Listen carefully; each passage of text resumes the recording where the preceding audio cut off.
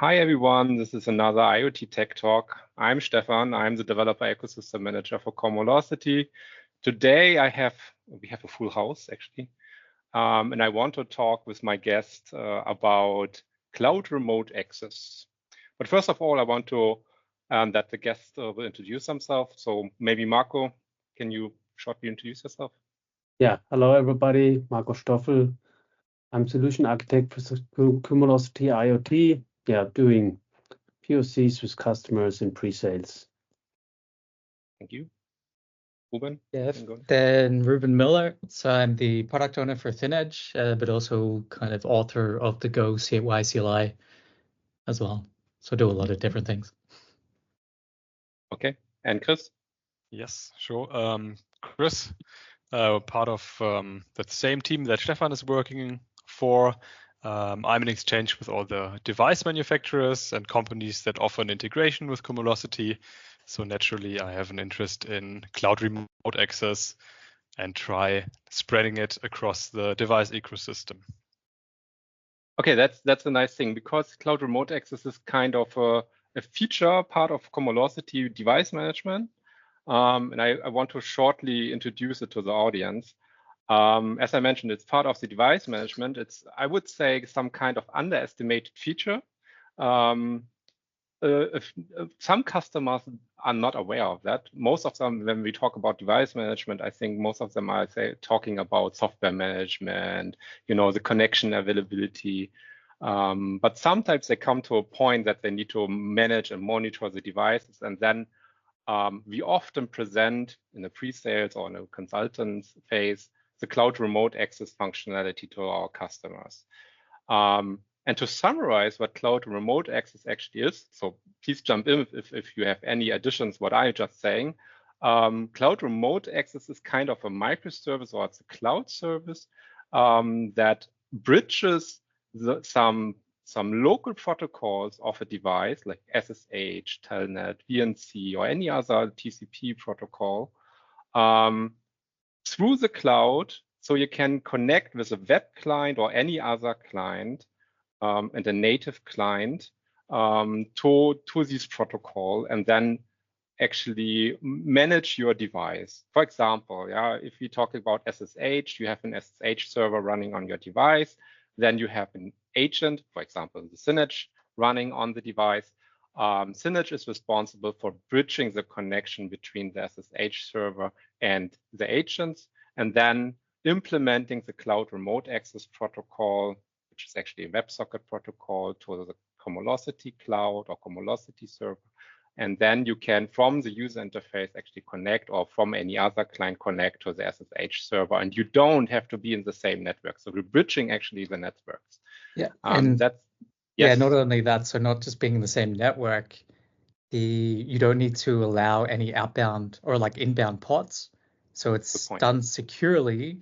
So the connection is basically established from the device to the cloud on direction from the cloud already to say, hey, please connect to me. So it means that you can kind of access your device also securely, because basically you never want to expose a pod to the internet if you don't have to, which is a massive benefit. That's a good point. Of course, you can also expose any SSH port to the internet, which you obviously for security reasons you don't want to do for all the devices in your device fleet. So this is where cloud remote access comes in. You don't have to do anything in your firewall. It bridges using the default HTTPS WebSocket protocol, connect to any other port on the device. There's a document. Let me comment on that. You are not limited to your device. You can also forward the traffic to any other available IP address and port in the network that is reachable. So you can manage a lot of devices or access via remote access just through one ThinEdge gateway, for instance. Yeah, because it can act like a jump host. Yeah, also for the local network. Yeah, that's also a valid point. Yeah, just think about the use case that you have ThinEdge running on a gateway, and then you have multiple devices behind it. And then if you're bridging the network, and then you are in that network, and then you can access any other device and even access the SSH on any other device. in the same network. If you know the IP, if you know the port, and if you have the credentials, of course.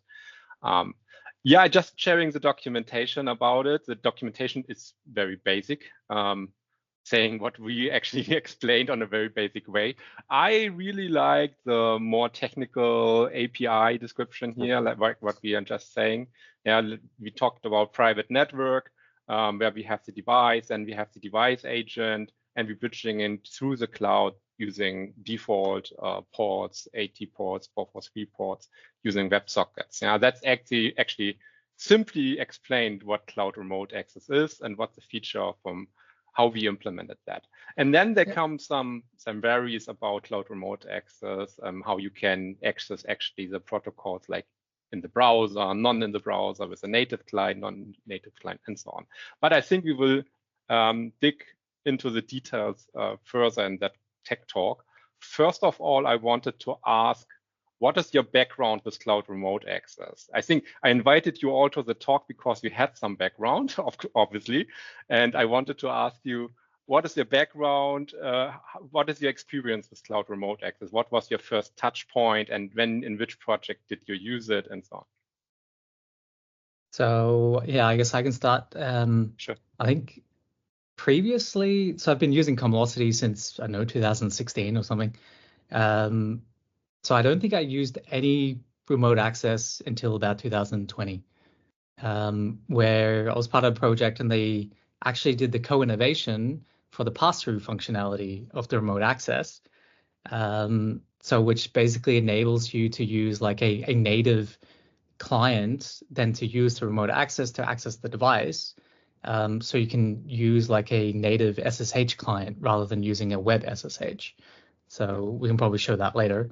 But so that was kind of the introduction. And because that was a new feature, I think, Stefan, you originally did the client. So the Cumulocity local proxy, Python-based client. So I think I got involved because we had to kind of use that, and we had to implement something on the device side to actually react to that. And I think afterwards, I kind of like helped you with the maintenance of that project, the Cumulocity local proxy. Which I appreciate. Yeah. A lot of random kind of PRs pop up every now and then. There's actually quite a lot of good collaboration also from non-software AG people, like even from the customer. And then more recently, I basically removed the need for that project because I integrated that into Go C8Y CLI to basically have an all-in-one tool to interact with Cumulocity from the command line. So I've kind of been at various stages, like a user, a developer, and also in ThinEdge, obviously, because ThinEdge has a client out of the box for the device. You missed the most important thing, ThinEdge, actually, which is I would say the default client device agent, which also implements the cloud remote access functionality nearly out of the box. Yeah, and I think that was like the huge benefit and kind of like the big uptick for people using this feature is before it was very complicated to get started because there's a lot of moving parts. And so if you have like, I don't know, your local client isn't configured properly and the thing on the device isn't configured properly, then nothing works. So at least with ThinEdge now supporting it out of the box, that is all done for you. So you just install ThinEdge and you're good. And so it's really just your client side where it comes into play. And hopefully that's also easy now. We'll talk about that later. Yeah, I'll show that later. Marco, what was your first touch point with cloud remote access? How did you use it, or how do you use it currently? It's really impressive to show it to customers. So in pre-sales was always cool to just click in our UI, the SSH shell opens and you're on the device, especially if you're doing a POC or something and they have a large VPN install base with a real VPN provider in the background, and they have to maintain all of that. And we just install ThinEdge or something, and we click in the UI, and we are on the device. This is a real aha moment. So I used it a lot of times in demos, and this was always a good thing to start with. And the reason is I would say is a pain for some customers or people who wants to use it. The pain is that actually that they have something running on the device like local web user interface or local service which they aren't able to remote monitor or remote exit it. So in the worst case, some guy has to drive to the device, and sometimes the device is really distributed, and then plug in a cable to the device, and then they can access a local web user interface.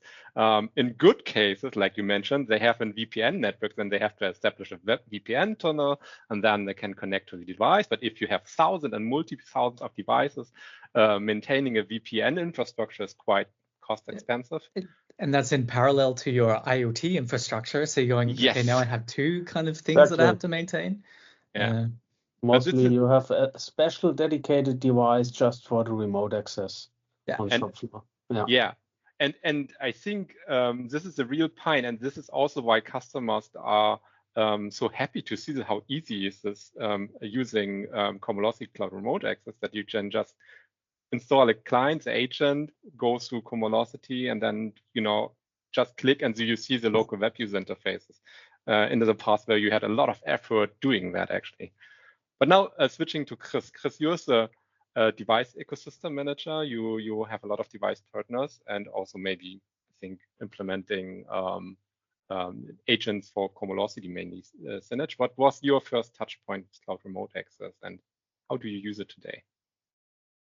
I mean, generally, I guess I started as most people learning about the device management features when coding some selective functionalities or adding some features that we offer with Cumulocity's device management. So that was, let's say, a naturally slow process of extending some agents. So I did that for learning purposes, of course. And I mean, switching to Synage then in the next step really opened up a completely new game, because I'm rather the users of your let's say your tools and services that you provide, and it's so simple compared to doing it yourself, right? It's just a matter of installing, using your installation scripts with Synage, installing the local SSH plugins. So it's super simple, and it doesn't require any coding from my side, right? I can just use it, and it's super convenient. And with remote access, I guess I've never stepped into the point where I implemented the agent or extended it with remote access. I haven't done that myself, because I mean, your development process was faster than I went through the device management catalog. And it was there before I reached it.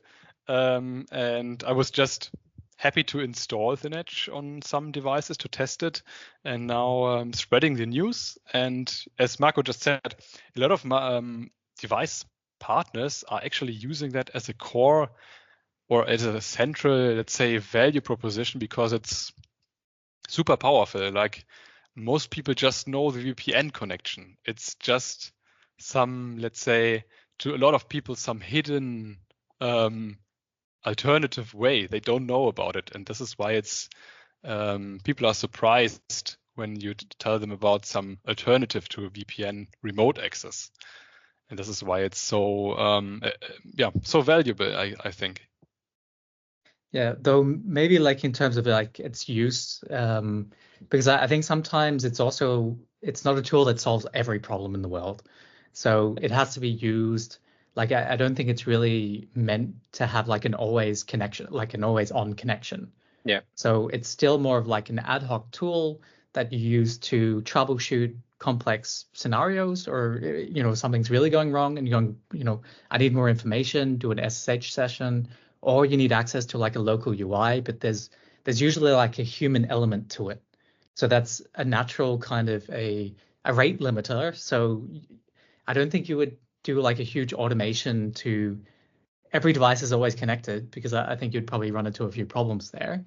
Because I mean, that's what, your IoT solution's for, to publish telemetry data. You don't need like the remote access connection always there. So I think it's always good just to keep that in the back of the mind as well, because I think sometimes if people use VPN connections, they might have that always on. Whereas I go, why do you need it? If there's another solution out there, it doesn't mean you need to do a one-to-one port of that functionality. So you can complement it. So it's really complementing your IoT solution as well. This is a valid point, but actually my first touch point with Cloud Remote Access was exactly that misunderstanding, kind of, how Cloud Remote Access can be used and when we should not use it. It was actually a big project where we talked about a lot of thousands of devices which needs to be remotely managed. You were also later on involved in that project. And I was responsible to design some kind of architecture how the customer can access the device on to actually not provide some tests on the device. Like if something is wrong, checking the logs, making some diagnosis and so on. This was the main use case, but then also other use cases came up, like last man, on defense, that if everything is broken, Cumulocity is broken, everything else is broken, how I can even connect to that device. And even for that, if Cumulocity is down, you cannot access the device anymore, obviously, because the service is down. And this is not like what Cloud Remote Access is meant for. It's not like, And even like, if you think about it, because I mean, there's other solutions that can do like device management, like Ansible is one of the, I know, maybe not on large scale device management, but let's say if you have 1,000 devices or something, I have heard of customers kind of using Ansible then to kind of do device deployments. But the huge difference between that is it's always initiated then from the cloud. So if your device aren't connected at that point in time that you want to issue the command, then it's up to the cloud to going, I need to retry this. So you don't get any kind of like queuing of operations.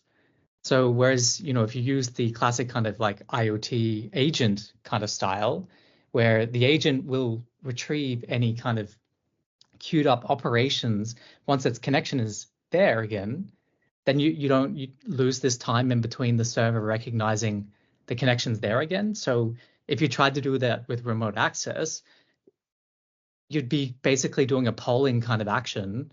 Whereas, if you're using kind of MQTT, let the client connect when it has internet, then, you have like this automatic queuing out of the box.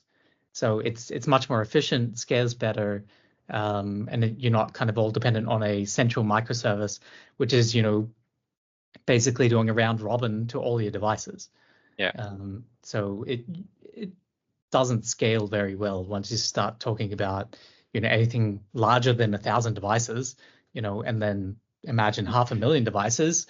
That just doesn't work. Like, you reach the limit very quick. And another misunderstanding I recognize in my projects is also from the past experience managing your devices, you always maybe work with SSH, because you don't have a system like Cumulocity Device Management. You had to log into the system and then you do all the maintenance stuff on the device in a shell or something. And then you need to learn that with ThinEdge, with a real good device agent, and Cumulocity, which has a lot of device management capabilities abstracted somehow, that you actually can limit the time you need to access the device directly on the shell to very few use cases.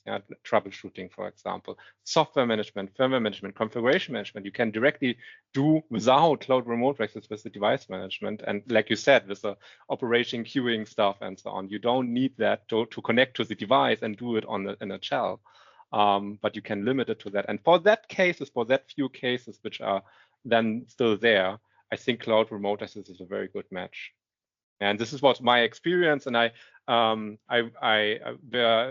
came to the point that I need to add a new feature, which is then called pass-through, where you not only have a web client connected to your device, but also you can use any native agent. And this is why I came up with an architecture and implemented the first version of the local proxy, which is then also bridging the client tool on your computer through Cumulocity, that you can use PuTTY or whatever, or your SSH natively in your shell or whatever.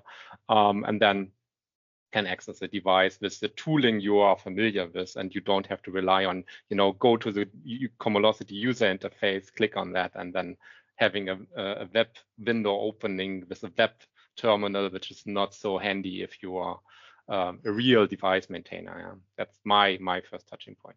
But I think we already digged into all the kind of use cases. I would like to see, or if somebody of you can share some kind of demo, if you have something, so the audience get also an idea how this looks like in action. This would be really great.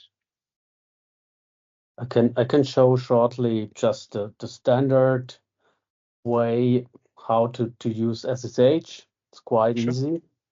So in the web UI, I'll share my browser.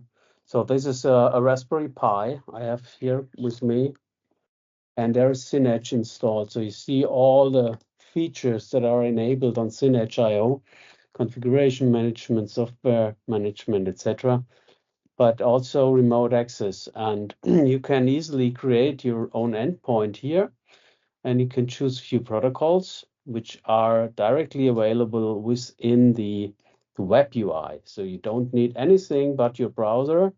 We cannot see the drop down, but it's actually SSH, VNC, and Telnet. Yeah. That's always a problem. Yeah. Currently, pass-through is another option which will hopefully add it there soon. Yeah. So the pass-through you have to add via an API call right now, but this will hopefully or a CLI.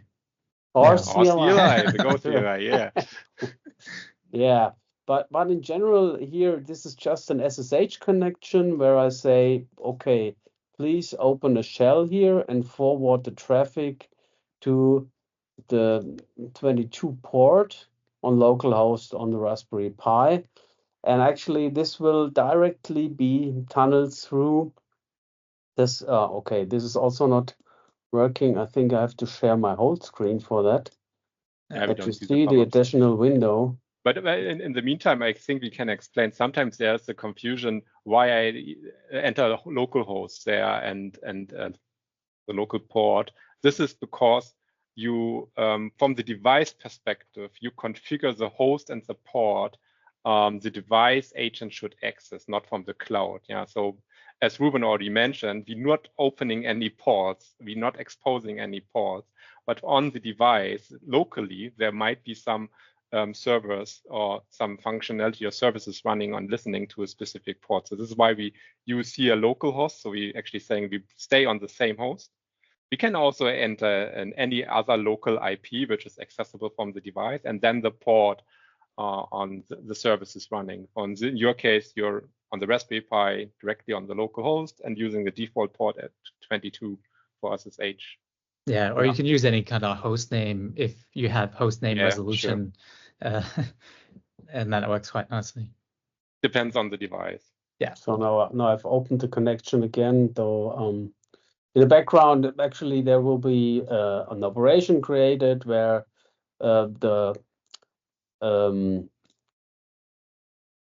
where remote access is requested. This is transferred to the device, and then the device will actually execute this and connect to the cloud.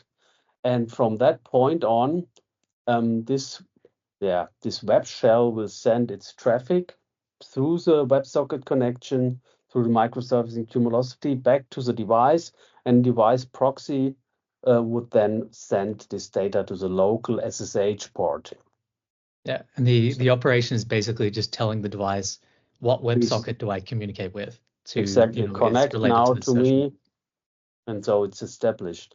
What's also really cool here is this the option to tunnel web interfaces through remote access, meaning I have here an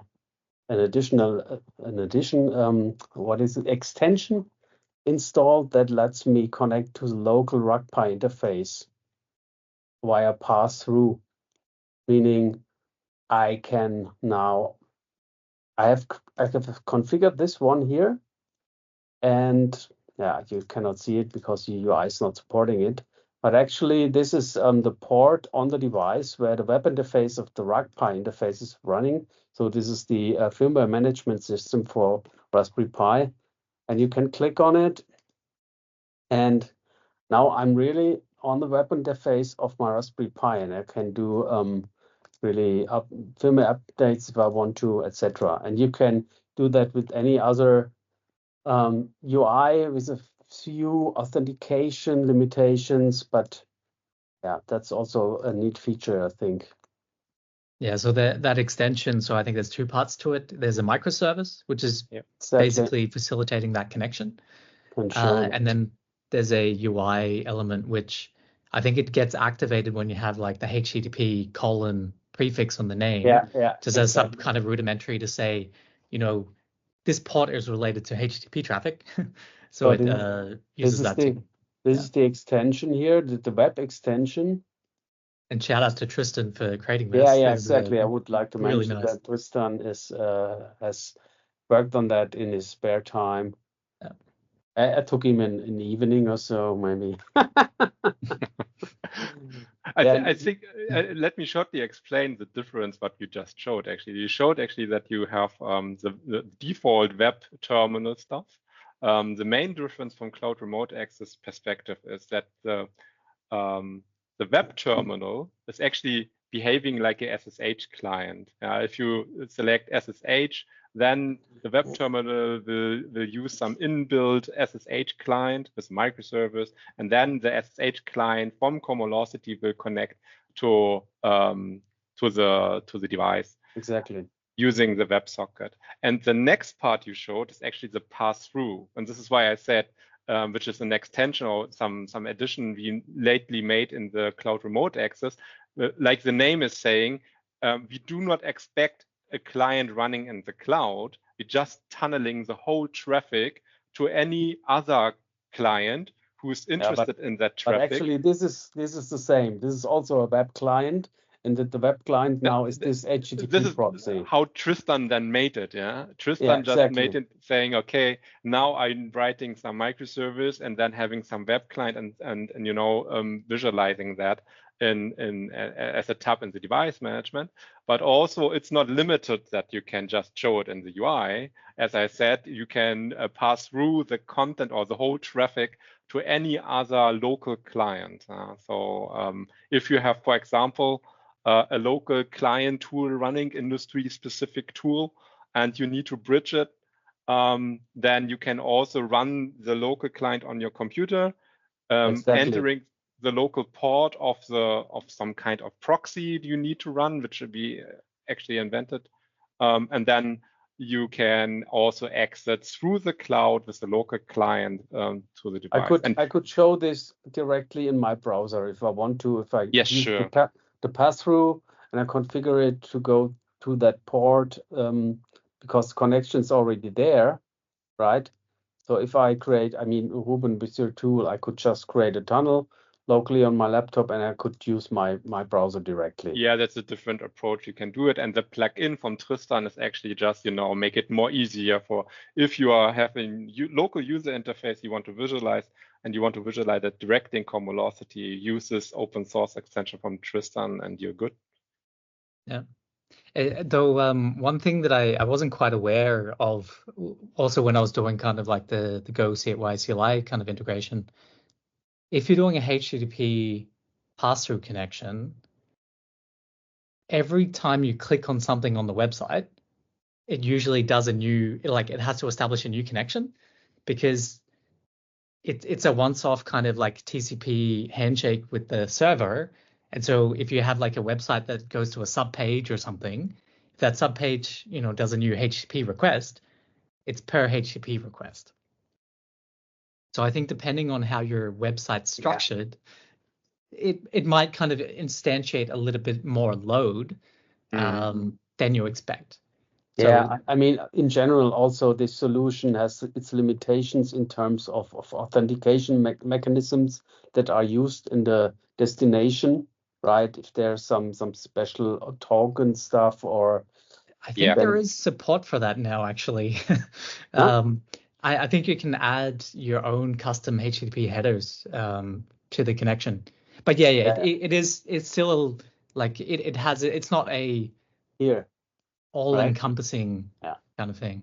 I think there's a new version. There's a drop down now for that. And it's something like that. This can also be adjusted in a project, a customer project. Look, this is our local interface. Please tailor it more that it works perfectly. Yeah, but it's a good insight to see, what's on the device, because someone's complaining that, hey, I can't do a local firmware update using RugPi. You could going, well, is that service even available? And then you check here and going, no, it loads fine. So it mustn't be a network problem. It must be something else that maybe, I don't know, they've entered in the wrong port number. So a classic kind of user error. And then you can kind of help debug those kind of situations. Yeah. So anybody else? Chris, you also had a demo, I guess, from a device partner, which also used cloud remote access. Correct. Yeah. So, I mean, I could add this to the list of practical applications, what it's useful to do with it, right? So happy to give you a little bit of an impression.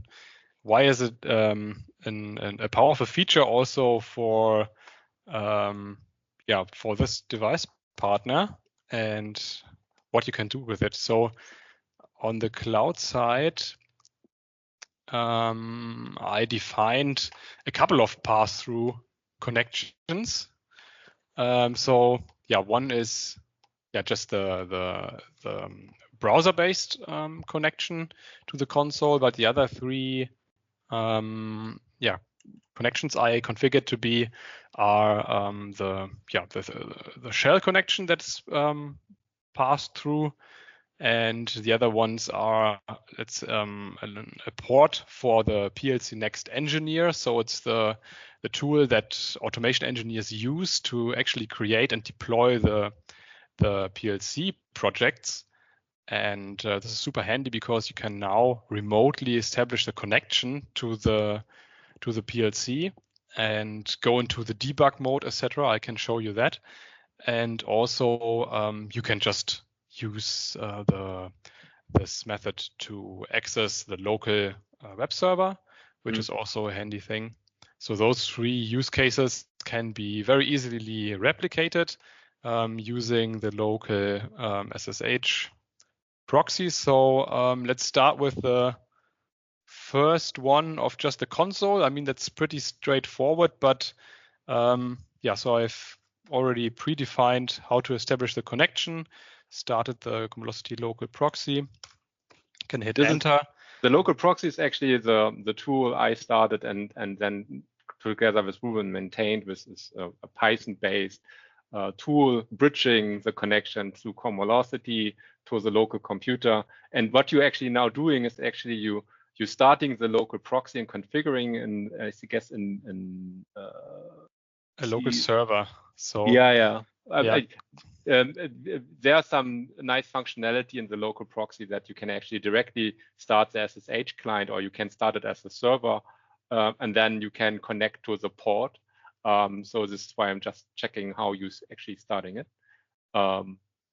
Correct. So I'm kind of mirroring the pass-through configuration that I configured on the device. So also locally, I just can access the SSH connection and have the same configuration as I would if I would be just plugging in my cable into the device locally. So I can now use the shell from my device, from my computer directly. I can access the IP address, and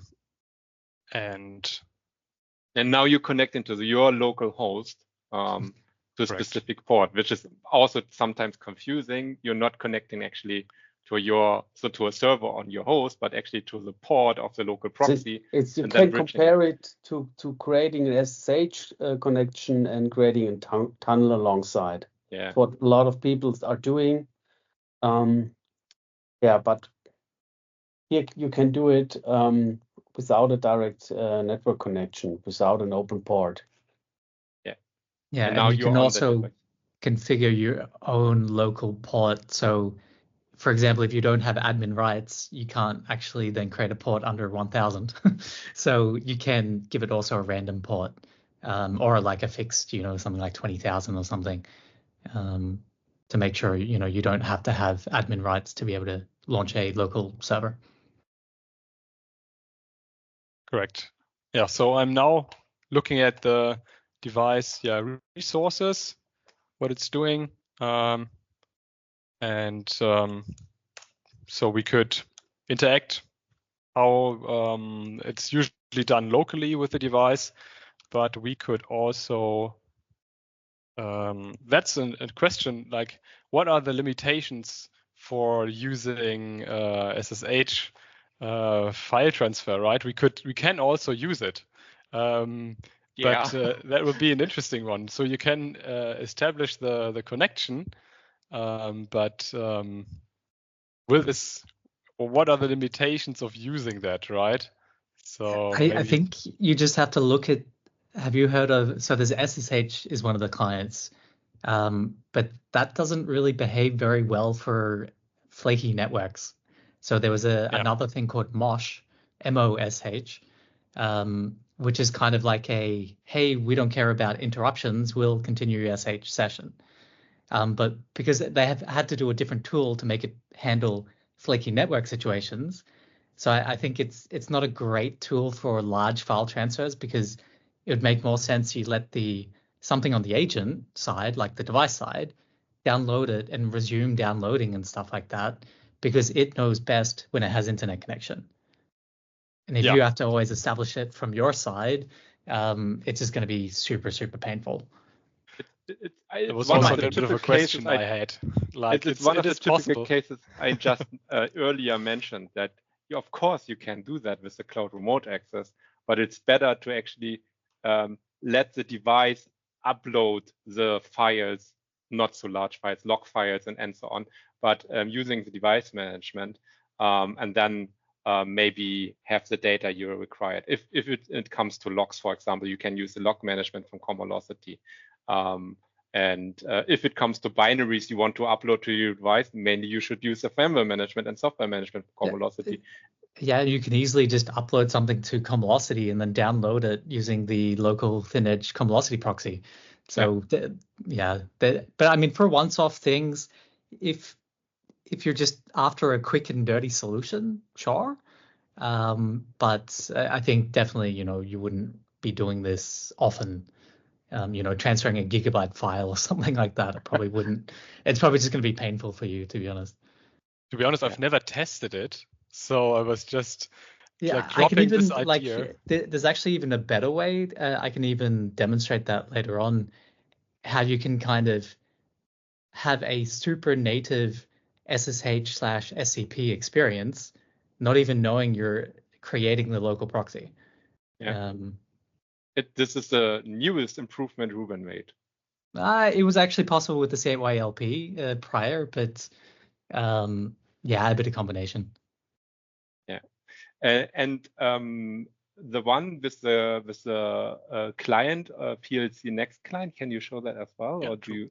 Yeah, of course I can. So conclusion, it is possible, but rather avoid it and use the, let's say, native agent functionality if it is available. Yeah, more or less. Not yet use it on a regular basis. Maybe to explore something, to find something out. If you develop something, then you can use it. Yeah, sure. Why not? I just wouldn't rely on it. For building a solution on top of that. Okay, so now I'm going back to offering the local SSH server and offering it on this port that is specified for the PLC Next engineer. So I can now, since it's available, hop to the PLC Next engineering tool, and sometimes it takes a second until everything is set up. So let's give it a test, and maybe it works already in the first second. Sometimes you have to give it a second try, but it is working already. So we see the green symbol here. Connection has been established. You see it's connected. It's not in the debug mode yet. To access that, it's just a matter of right-clicking and hitting the button debug. And then we're actually jumping into seeing the live variables and everything that's happening on the device. Yeah, and this is really, really important for on the shop floor, for instance. If you have a support engineer that is able to just connect to this application that is running on the PLC, he does not have to drive there to the factory, and he can do really the maintenance solution from his home office even, right? Save you €1,000 automatically, like per kind of usage, because it's costly sending someone out, and usually you have to travel somewhere which is not accessible for whatever reason. And as always, people don't like changes. Yeah, you can also think, okay, now we take this and make some web UI out of it. But actually, with Cloud Remote Access, you can use the same tooling you have on the device, just tunnel it, and then you're just running it on your computer, sitting in your home office or whatever, and then connecting to any remote device. Now, this is also, I would say, a big benefit. And I guess you have the auditing that goes along with it, because there's an operation that gets created in Cumulocity, which shows who was creating the connection. It might not show, the data traffic and whatever that was running, but at least you have a kind of record. Someone did connect this user, so you have some kind of like auditing available. Yeah, I think we have to mention also limitations for such tools, right? There are some engineering tools that require multiple ports to communicate in the background via UDP traffic or something like that. This is something we cannot handle. So this is a good implementation here with Phoenix Contact. They have just one TCP port, so all communication goes through that port, and we can use the solution.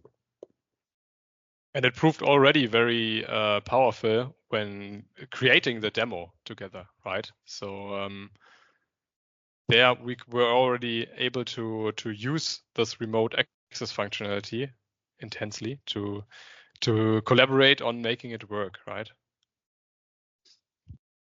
Okay. I felt that some limitations are related to the cellular connection we are using, but that's something for my office, I guess. At your home or on the device? It's connected via a cellular router. So the connection, when plugging it in, is working, let's say, better than it is sitting in the office. So that's a bit of a limitation, using that connection with a cellular connection.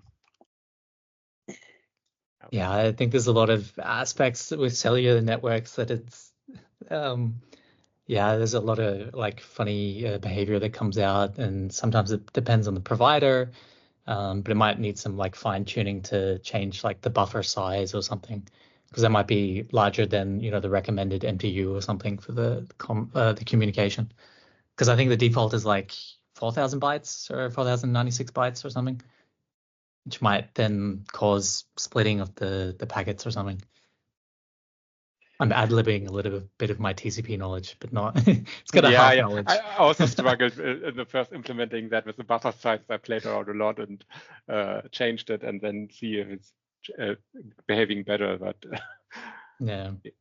Let's talk about tooling, and I think now everybody has a very good understanding how cloud remote access can be used and what the use cases are, and we saw pretty nice demos. Let's talk about the tools you actually can use for cloud remote access. We already saw them in the demo. Yeah, in the hidden we saw Synedge. Yeah, Synedge was running on the Raspberry Pi. So Synedge is fully enabled cloud remote access. So you can just run Synedge on the device, and then from the device perspective, everything is set. You just need to take care that the server you want to access is actually available. Any addition to Synedge, Reuben? Want to mention? Yeah. Good tee up. So maybe I can give a bit of background. So, because the recent changes that I did to add the functionality to the Go CLI tool, wouldn't have been possible without this project. So this is the original Python that Chris was also showing, where it was like a C8Y LP for LP is local proxy to establish from your machine, then the connection via the cloud to the device. So this was a great kind of like start and had its kind of like usefulness. However, I kind of found there was a few limitations because some of the user experience wasn't as good as I'd like it to be. So for instance, like you always had to, work out your environment file to, organize your connection to whatever Cumulocity server you want to connect to. So that was always, it was a bit clunky and kind of using it together with other tooling. So I kind of experimented around with re-implementing this in the Go C8Y CLI, and it was actually. Can you shortly say what it is? I think not everybody's knowing Go C8Y CLI. The Go C8Y CLI, a little bit of a mouthful, I know. Hopefully I can change the name to C8Y sometime soon. It's an unofficial, on the name. Unofficial CLI. So it's basically, can think of it just an easy way to access the REST interface from Cumulocity via the command line. This is how it started. It's not just limited to REST. So it also does like WebSockets, like notifications too, API and stuff. But there's a really huge focus on usability, like a user experience, mostly geared up for power users. So just basically to enable more efficient interaction with Cumulocity for power users to get the information quickly and do things quickly. There's also other presentations I've done before about it to go in more detail. Yep. I can link them later on in the video. Yeah, exactly. So there's a lot of like a really focus on a great user experience on the command line. So that's why it was a kind of like a good fit to fit in with the remote access. And in the end, it's actually way less code than the Python. To do this kind of like bridging two WebSockets together and like data in and out of it was actually very, very simple with channels. So it kind of was a good fit because you get this out of the box. You don't have any dependencies to Python. And if you're already using this, you kind of get this feature for free. So I added kind of like an examples page because it's kind of like a very techie feature, but to kind of go through, the classic kind of use case. And even, how to add the role so you can access this feature because you need this specific role to be able to access any of the remote access because it's meant for power users. So not everyone like, untrained people, it's not really intended for them. It's more, you have to kind of know what you're doing because you're kind of getting direct access to the device. And anyway, also you can create the pass-through configuration. Yeah, exactly. So you can both connect and manage. So let's just have a look. So the Go C8Y CLI, C8Y is the binary name, and we have a remote access thing. So I can actually list the connections we have going here, and I'm just using like tab completion. So let's go Raspberry Pi 5. I have 2 of them. If I can just list the remote access connections that I have available, that's exactly what I'd look in the UI under the remote access. Those are all listed, right? Yeah. So you can kind of like easily manage because if you have like heaps of devices, then clicking this every time to add a pass-through feature is a little bit time consuming. So you can kind of like automate that quite easily, list through the devices and then just create that, for 1,000 devices, not a problem. But again, you can also then use to connect. So, and this is where it kind of becomes really, really nice user experience. So if I want to do SSH, again, tab completion, and I'm in. So I'm on the device. I can, have a look at Edge agent and make sure, because it's a native SSH experience, you get the nice terminal colors and everything. And like I think the huge difference between a native SSH connection and a web SSH is the native SSH is way less laggy. Web SSH is so laggy, and if you're a power user and used to typing on the command line, the lagging is quite annoying, and it's a little bit distracting when you're trying to do your work. So this provides a much better experience.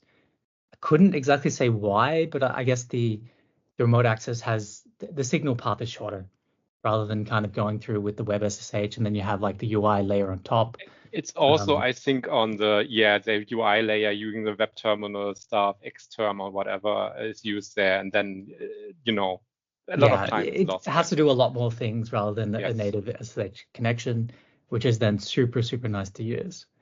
So that all feels, so if you're already using the Go CLI CLI, it feels exactly like all of the other commands. Here you can reference the device by name, which is super cool. But it's not limited to that. So, I created an alias, which, you can even shorten that if you don't like typing, which does exactly the same thing. So you kind of those are like the additional things that complement this feature nicely. Which, if we were to implement all this in the CLI, we're kind of like doing double implementation. Yeah, we would have implemented all the stuff you have done already in the CLI again. Exactly. So it creates such a nice user experience. Yeah, just so if you haven't used the local proxy and the Go CLI, the main difference is that in the local proxy, we did not implement anything like, code completion that you can search for devices. You have to know the configuration. You have to know the device name. We made it as easy as possible already that you can actually directly use SSH. But having such functionality, combining it with the functionality from the Go CLI, that you have all the configuration and you can select the configuration directly. You can directly say, okay, I want to have an SSH. It's on the next level, if you ask me. Yeah. So it was kind of like a natural fit and surprisingly little code. So I was like, okay, that makes sense. And also a very good valid point is people don't want to install a lot of stuff on their local machines. If it comes then to the local proxy, okay, now I have to install the local proxy, then maybe I have to install another tool. Now we can go, okay, just maybe install the Go CLI CLI, and then we have everything you need. Yeah, and there's no installation, it's a binary. So it's a single binary. So we also had, I think I had feedback from a customer that said, can we make the CLI into a single binary kind of option? Because basically they didn't want to allow the user to install Python on their machine. Because with Python, then you can install a lot of other things. And they were like, we want to kind of limit the scope here.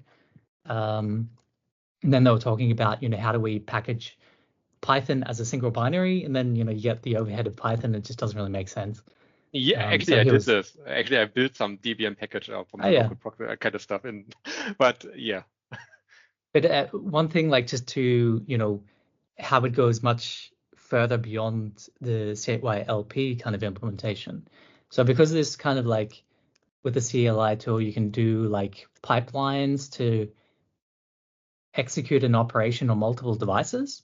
So it means you can do like, let's say, if I wanted to, again, it's more just saying it's possible, not saying you should do it.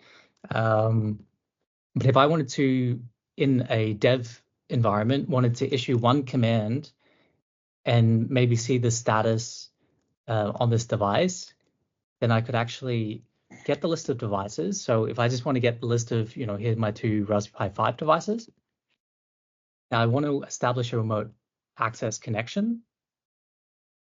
I want to then, on that connection, execute one command locally, status Edge agent or something. So the -- is basically used saying, this is not part of this command. This is part of the command that should be sent to the device. So it's kind of like a normal POSIX convention to say, stop your arg passing here, because this is the command I want to send to the device. So here,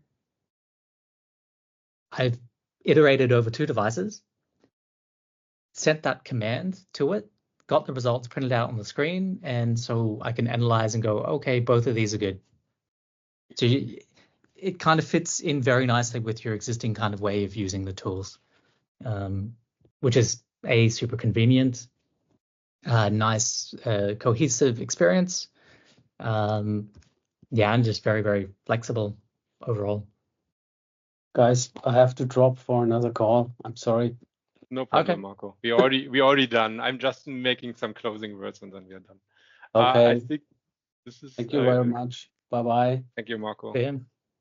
I think this is great progress that we have that now in the Go CLI, and we can sometime deprecate the local proxy. Yeah, let's sum this up. I think you just wanted to show something more. One quick thing. So if you wanted like a super native SSH experience, so you're going, well, do I really need to care about, do I start the local proxy or the remote access from Go CLI?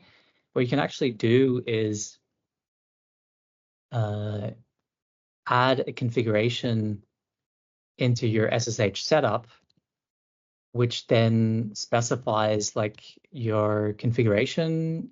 So for example, saying when I connect to this host, use in the background, start the local proxy.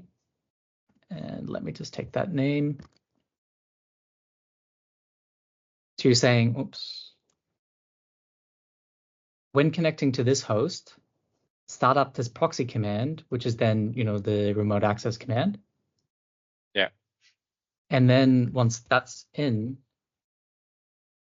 you can directly connect with SSH. Use SSH in the background. It's establishing the same thing, but so where that kind of comes in is really nicely with using like SCP, so secure copy, because you can just do secure copy. See if I can do the tech commands. So now everything is totally abstracted. You can just use SSH. Yeah, I don't think I have my tech agent. Oh wait, did I do this in the wrong console? Whoops. I did it from within the connection. So we do that. So I've copied a file using SCP via the cloud proxy, or like the remote access feature, copied the device to my own local machine. So it enables like a better integration with existing tooling. And as I said, you don't have to start the local proxy anymore. You don't have to do anything. You just add it to the SSH configuration. Everything is done. Next time you just need to SSH with your device and everything is set. This is awesome. This is actually also normally how you use the SSH tunneling with VPN or something, or using a jump host or something else. So it's the same stuff. Yeah, and it doesn't need a port. It uses standard input output as the buffer rather than using a local port. So you don't even have to open up a local TCP port, which is even better. So how does that work with the pass-through feature when having 3 separate pass-through connections, for example? Yeah, so because every pass-through connection you create has a different session ID, so it receives a different WebSocket. So you can also have multiple connections at the same time. That's fine. So because in this setup, what this is doing, so instead of listening to a TCP socket, the dash is also a kind of a POSIX POSIX convention that says pipe from standard in, or use standard in, so standard input and standard output as your kind of like buffer.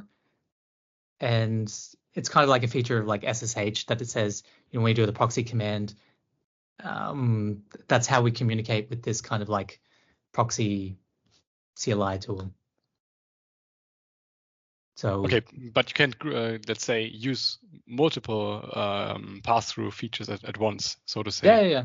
Yeah. Okay, which you cannot do using the local proxy. No, you can, but you have to start it multiple times. Yes. Yeah. Okay. Yeah. True. Yeah. So like, I think the difference is, if you start a server that's kind of like a longer running thing, so you want to connect multiple times, then that can get a little bit tricky. So usually if you you either use like a randomized port, so it's just for this connection is on this port, but it kind of depends on the tooling. If you need to know the port in advance, then you need to use a fixed port, or you need to somehow spit out the port on the standard output and then use that in whatever kind of like client you're connecting to. But yeah, there's different ways of doing it, kind of things. But I would say like the new, I kind of like streamlined a bit of like the listener. So this could either be a port, a random port, or standard input. It's all using like the listen thing, and that's where like checking out the documentation, the examples page, and STDIO. It shows a few examples here. And also, if you're coming from the Cumulocity local proxy, there's basically, hey, before, if you were using this, use that. Ooh, you So there's a bit of a guide. Documentation. Yeah. It's for me. So interactive and all of that. That's awesome. So, that's awesome. Yeah. Reuben. To make it should really be just like a search and replace almost. With a big kind of like change is you don't use your environment file now for your authentication. You reuse the Go CLI session kind of mechanism for this, which I was previously using anyway. So I don't think I ever used this variant of it. But yeah, it's just a little bit more convenient and streamlined. Can't wait to check it out. Yeah, do it. Definitely. Okay, cool, guys. Thank you very much for being my guest and talking about the cloud remote access. I think we talked about a lot of topics. For the audience, I will share all the links to all the resources: HTTP proxy, local proxy, the Go CLI remote access, the documentation about remote access. I will add it to the video description. Go check it out. There's even a guide I have written a couple of months ago about how to get started with cloud remote access. You can also check that out if you want, if you're pretty new to the new feature. Thanks again, guys, for being my guest and talking about the cloud remote access. You're welcome. Thanks for hosting. Thank you very much.